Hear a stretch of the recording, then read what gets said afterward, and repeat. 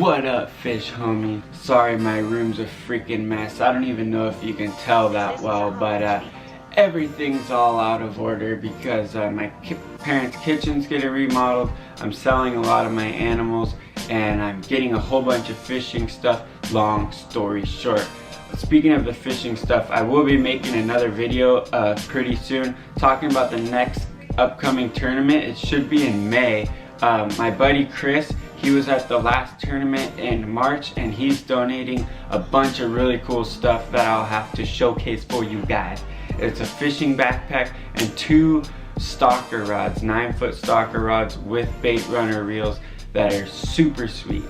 Anyways, let's get to cracking. Alright, so today's gonna be a special video. There is gonna be fishing at the end, but let me explain to you really quick. I've been fishing the past almost 2 weeks now. I've been fishing 5 or 6 times and only caught 1 fish. And I've really only got like 2 or 3 bites. And I haven't been going solo. I've been going with my buddy Chris, and I have gone by myself as well. But only 1 fish. It was a good one, which you'll see at the end of this video, because I can't have a video without fishing, you know what I'm talking about? But I do have something special. I got a new pet. Well, I sold a lot of my other animals that I used to do with my little business, but I didn't want to get rid of everything, so I picked up some babies. You will see what they are in a second. And also let me know if you like this video, because I have lots of animals and do these kinds of things all the time, but I just don't film it because I know this is pretty much a fishing channel, but I kind of want to go outside of fishing for a little bit because the fishing has been sucking, and just because I want to have fun doing a channel and don't want to make it boring for you guys. Let's get to snipping or cracking or whatever. I'm opening it with scissors because it's a freaking live animal in here and I don't want to hurt them. Alright, well, I just cut this open with scissors and realized I forgot to push the record button. So here we go. I haven't opened it up all the way. I just cut open the top.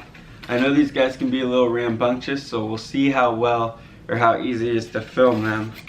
But here we go. Oh, one of the cases opened up somehow in the mail here. That's not good. There you can see the package did bust open in the mail. Looks like it exploded. Hopefully the snake is alright. I can see him flickering his tongue. It looks like he's curled up a little bit. Let's pop the cage open just in case he tries to take flight. So these are black rat snakes. This is the male here. So this right here, guys, is the old black rat snake. They're common in the US on the eastern side. Well, I don't know if they're common, but they're found in the east part of the United States, and they do get pretty big. I think from like 6 to 8 feet. I think the males do get bigger, unlike a lot of other snakes, but let's see if we can get a little close-up of them. Alright, so there we go. Let's see his little head here. He's a little cold, but he seems to be pretty chill. Who knows, maybe when he warms up he'll turn into a little devil. Even though the package seemed to be busted open, he seems to be just fine. No problems whatsoever. So that is the male. Let's get the female and see if she's gonna be nice to me and no biting as well. So yeah, there's the lid. Freaking FedEx is really crappy. You can see he marked it male, nice and clear, but the lid did bust open. Good thing the snake didn't get out. Oh, here's the female. So you can see this one didn't get busted open, and she's nice and safe in there. Some people who don't have reptiles might think this little cup is kind of mean for the snake, but remember, these are coming overnight, so it's been in here for less than 24 hours, and they're coming in the mail. So if this flips over, or if it stays right side up or turns sideways, she's gonna be nice and safe in here. She's not gonna be bouncing around in there and getting damaged. So let's see what happens when I open her up. She doesn't look too happy. Package is a little stuck. She looks like she's getting ready to fly out of there. Like I was saying, these guys are a little rambunctious. The old colubrids don't want her to fly out onto the floor, so I'm kind of trying to be slow here. Keep shutting it right when I open it. Oh, come on, stupid lid. Well, there we go. Now let's... She's mad already. You see that, guys? That's that rambunctious attitude I was talking about. And she seems like she's gonna start for it already. Let's see if I can trick her onto my hand without her noticing. Oh, she wants to bite my finger already. Let's see if we can easily coax her out and make her first time in California an enjoyable one. So there she is in her box. She's not too sure about coming out.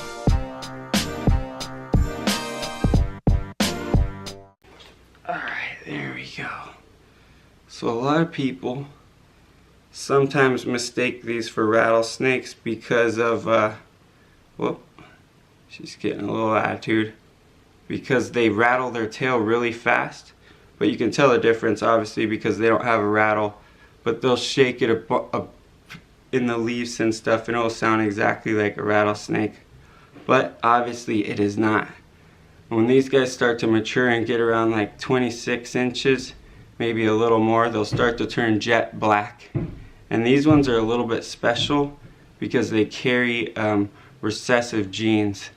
And what that is just like albino. So these might not look anything special, but they both carry the albino and hypomelanistic gene, which means that when bred together, they'll have hypo babies, albino babies, and a mixture of both, which will be lavender, albino, and hypo mixed together. So as adults, these will be jet black, hopefully. They don't always turn jet black, but these seem pretty dark for babies.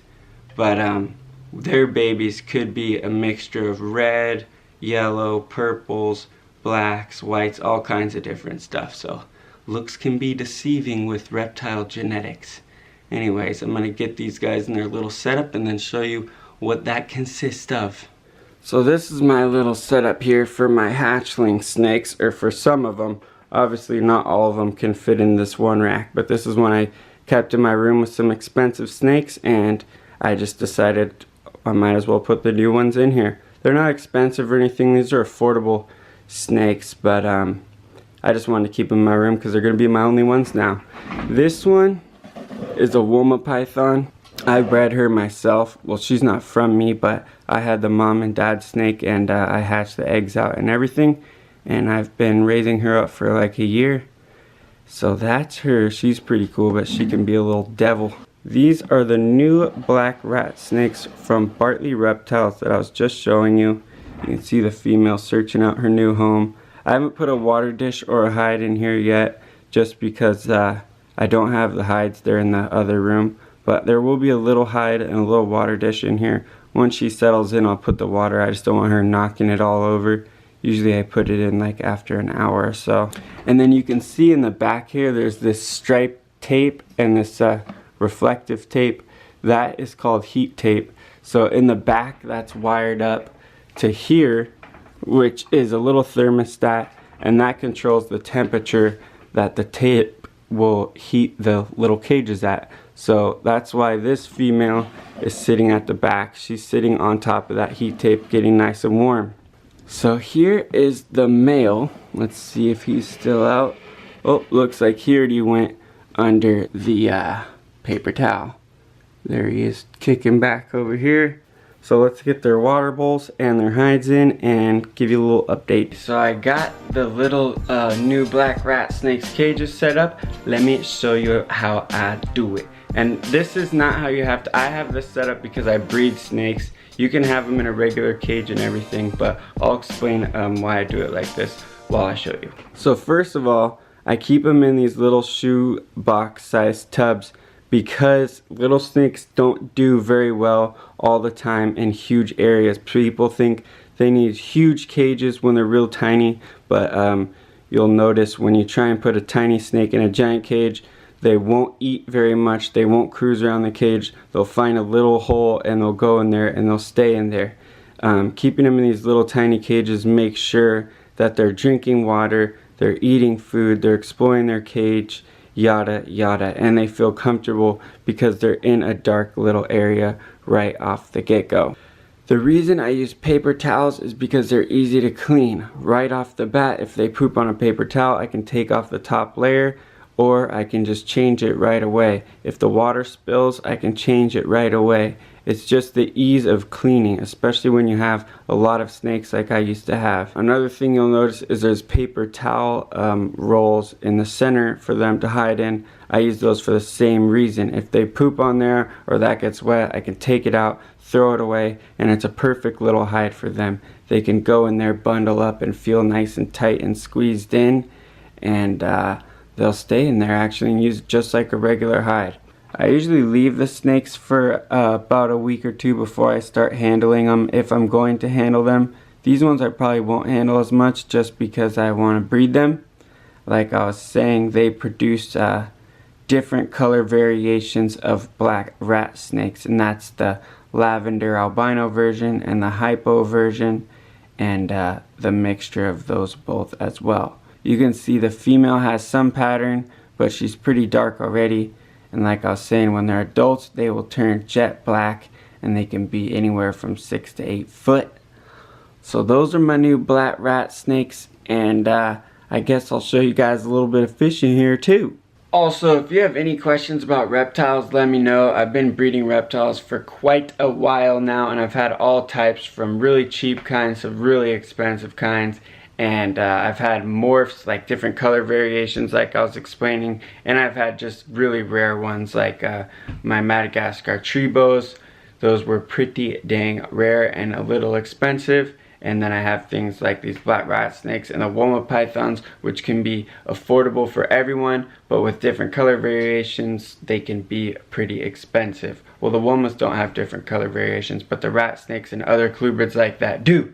So if you have any questions about reptiles, let me know. If you don't like this video, let me know. Comment down below what you think, and stay tuned for a little fishing. Like I was saying, I went to a few local lakes, struck out, so I took my buddy Chris to another local lake that I have good luck at sometimes, and we fished for almost the whole day and only got one bite, but it turned out to be a pretty good fish. So stay tuned and check that out. I guess one more thing I could explain real quick is why I think the fishing has been so bad lately. A couple of the ponds we went to actually just added blue dye into the water, and I seem to have very bad luck when they do that. It usually gets better within a couple weeks, so I'm gonna wait like 2 weeks to go back to those spots. And in the place where they didn't put the blue dye, we did get one fish, but it was extremely windy like all day, and it was pretty hard to see what was going on. Not saying it's bad fishing when it's windy, but sometimes it's not the best. It was a chillier wind too. It was warm outside and the wind was chilly, blowing right at us, so that could have pushed the fish over to the other side of the lake as well. But anyways, the carp fishing has been dead for the past 2 weeks. I went saltwater fishing, but I went at the wrong time. The tides were all messed up and it was super windy as well. But I'm going to be getting out there soon in the saltwater, as well as some more big lake freshwater fishing. So stay tuned. Everything's gonna be getting better any week here. But for now, check out this video of me getting one fish with my homie Chris.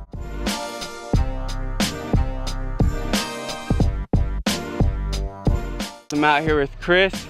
He showed up to the other tournament, but I doofed and didn't show up, and I'm trying to get him on a fish now.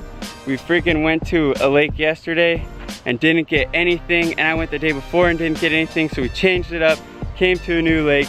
We've been chilling for like almost 2 hours though. It didn't come easy, but we finally got one. I'm gonna get it on the mat and then we'll show you guys what's up. All right, we're gonna try and get a weight on this guy. The sling's dry, so it's about a pound or a pound and a half only. So 25.05. So it's about 23 and a half pounds. Nice way to start the day, boys. Let's take a look at it. Alright guys, this one's a little heavy, and it's a little feisty, so I don't know how long I'll be able to show it to you, but it's a nice double, not anywhere close to 30, but I'll take it all day, especially after what we've been through the past couple days. Alright, let him catch his breath, and he should be out of here pretty soon. Look at that tail. Oh my god. And there it goes. Yep. He's a nice one. He didn't want to splash us. Dang, that looks so cool. Alrighty, fish homies, I know that video was a little weird, but I hope you still liked it. I'm sitting here editing it and realized I forgot to do an outro. Anyways, peace out for now, fish homies. Hope you liked the video. Comment down below, let me know what you think, and stay tuned for some good footy coming up.